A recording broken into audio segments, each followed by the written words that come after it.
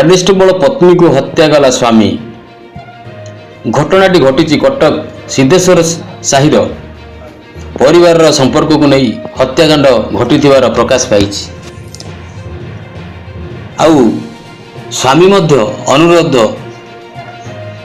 स्वामी आत्महत्या करने को उद्यम कर जना पड़ी। स्वामी को एसीबी को स्थानांतरित करा महिला नाम विष्णुप्रिया बोली जना पड़ी।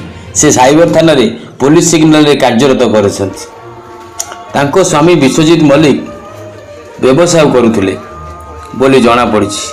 दुई जन 2019 रे परस्पर प्रेम विवाह करथिले बोली जना पड़ी। तेबे आसंतु सुनिबा यार सत्य सत्य कौन घटी।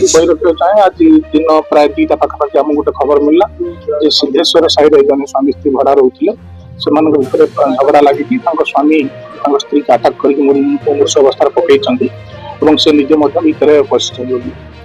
तो आम इमिडिएटली खबर पाई आसीगलु आसिक देखू स्त्री डेथ होपर आम स्वामी को डाकिलु से जवाब न देवा आम से कबाट भांगी देखिबार स्वामी बेकर आघात मुर्मूष अवस्था पड़ी। तेणु आम इमिडिएटली एसीबी हॉस्पिटल पठे देचु ट्रिटमेंट आम साइंटिफिक टीम आम डकईचु आनुषंगिक कार्य इन्वेस्टिगेशन करने जहाँ प्रिलिमिनारी जना पड़ी से 19 मसीह लव मैरेज झीर विष्णुप्रिया जी मल्लिक अच्छा से साइबर पीएस रे हमर काम करते विश्वजीत अच्छा हजबैंड से घर हमर निश्चित कोइल एरिया से बेपार बिजनेस करती भर झगड़ा आगु होता। आज झगड़ा होती सकाल झगड़ा चलता बयस कह